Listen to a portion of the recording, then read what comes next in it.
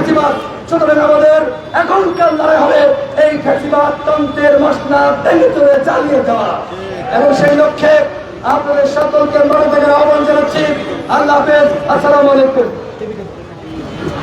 এই মুহূর্তে আমাদের কর্মসূচি ঘোষণা করবেন আমাদের গণবন্ধু জিয়া বশির নেতা হিসেবে ইতিমধ্যে নিজেকে প্রতিষ্ঠিত করেছেন সেই গণবন্ধু ঢাকসুইবি জনাব নুরুল হক নূর আগামী কর্মসূচি ঘোষণা করবেন। বন্ধুগণ, সবাইকে আবারও ধন্যবাদ এবং কৃতজ্ঞতা আছে। এর উপরে অস্বাভাবিক তাপমাত্রার মধ্যে এই তপ্ত রোদ উপেক্ষা করে সেই দুপুর থেকে অদ্যবধি আপনারা এই অবস্থান কর্মসূচিতে এখনো আছেন, এবং আপনারা ইতিমধ্যেই আজকের এই অবস্থানের কারণ আপনারা পরিষ্কারভাবে জানতে পেরেছেন। সেই দাবিগুলো আমরা 5ই আগস্টের পরপরই বারবার বলে আসছিলাম, কিন্তু দুঃখজনক এই সরকারের উপদেষ্টাদের কানে সেই কথাগুলো ঢুকছে না। সেই কারণে আমরা মনে করি এইবার যে আমরা রাজপথে নেমেছি, একটা বিহিত করে রাজপথ থেকে উঠতে হবে।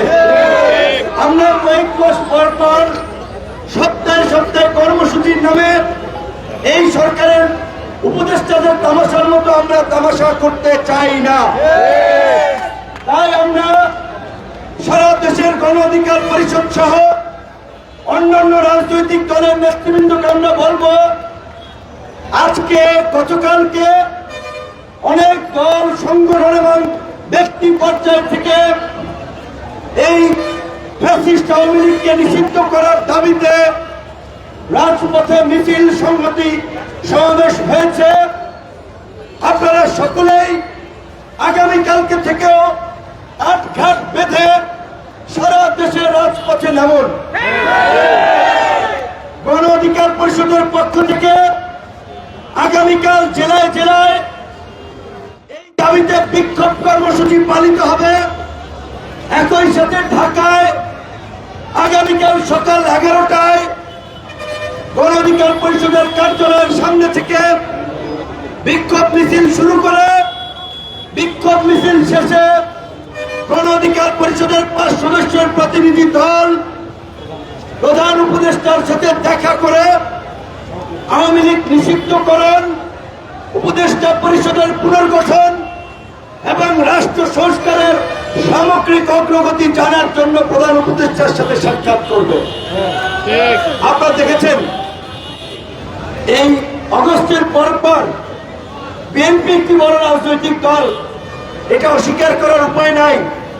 বিএনপির নেতৃবৃন্দ দেখা করার জন্য অ্যাপয়েন্টমেন্ট চাইলে সাধারণত আগের দিন চাইলে পরের দিনে দিয়ে দিত, কিন্তু কিছুদিন আগে বিএনপির সিনিয়র লিডাররা দেখা করার জন্য সময় চেয়েছে। সরকারের জমিদারি ভাব দেখেছেন, সম্ভবত 5-6 দিন পরে সময় দিয়েছে। এইদিকে যে গণ অভ্যুত্থানের গণদাবি, আহতদের আহত এবং নিহতদের পুনর্বাসন, এই গণহত্যাকারী আওয়ামী লীগ এবং তার দোসরদের রাজনীতি নিষিদ্ধ করা, তাদের সম্পদ বাজেয়াপ্ত করা, রাষ্ট্র সংস্কারের বিষয়গুলো নিয়ে জাতীয় ঐক্যমতের ভিত্তিতে একটি জাতীয় সনদ তৈরি করা, এই সমস্ত বিষয়ে আমরা অগ্রগতি দেখি নাই। বরঞ্চ আওয়ামী লীগকে পুনর্বাসন করার ক্ষেত্রে বিদেশি দূতাবাসের মিটিং সহ সরকারের নানাবিধ তৎপরতা আমরা দেখতে পাচ্ছি। আমরা পরিষ্কারভাবেই বলছি, সেই আওয়ামী লীগ, ছাত্রলীগ, যুবলীগ এবং এই ফাঁসিবাদের নাটবল্টু এই 14 দল সহ আমলাতন্ত্র ব্যবসায়ী গোষ্ঠী যারা ফাঁসিবাদকে টিকিয়ে রেখেছে, তাদেরকে অবশ্যই আইনের আওতায় এনে তাদেরকে বিচারের মুখোমুখি করার পাশাপাশি তাদের সম্পদ বাজেয়াপ্ত করতে হবে এবং আওয়ামী লীগের বিষয়ে পরিষ্কার সিদ্ধান্ত নিতে হবে।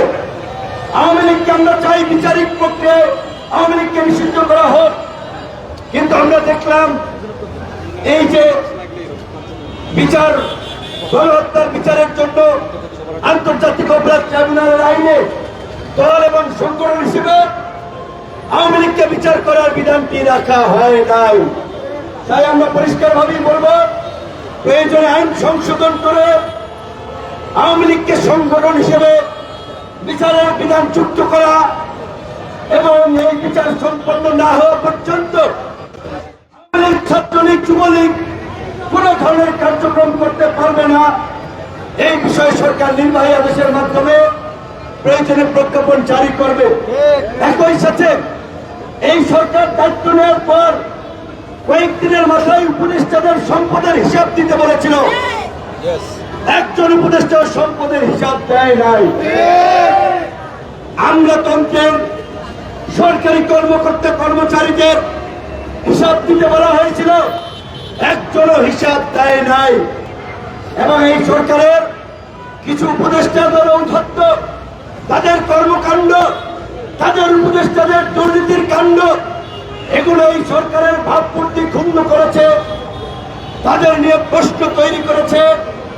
তাই আমরা মনে করি এই গণহত্যার বিচার, রাষ্ট্র সংস্কার এবং আগামী নির্বাচন অবাধ, সুষ্ঠু, নিরপেক্ষ করার জন্য অবশ্যই উপদেষ্টা পরিষদ পুনর্গঠন করতে হবে। এই বিষয়ে আগামীকালকে সকাল 11টায় ঢাকায় গণ অধিকার পরিষদের বিক্ষোভ, জেলা পর্যায়ে সুবিধাজনকভাবে তাদের বিক্ষোভ কর্মসূচি পালিত হবে। ঢাকার বিক্ষোভ শেষে 5 সদস্যের প্রতিনিধি দল আমরা ডক্টর ইউনূসের কাছে আমরা জানতে চাইব তারা এই জনগণের দাবি এবং গত কয়েকদিনের আন্দোলন সংগ্রামের বিষয়ে কি ভাবছে, কি পদক্ষেপ নিতে চায়। যদি উত্তর সন্তোষজনক না হয়, আগামীকালকে থেকেই হয়তো যমুনার সামনে বলেন, প্রেস ক্লাবে বলেন, যেখানেই বলেন, তারা অবস্থানের মধ্যে দিয়েই গণ অধিকার পরিষদের কর্মসূচি শুরু হবে।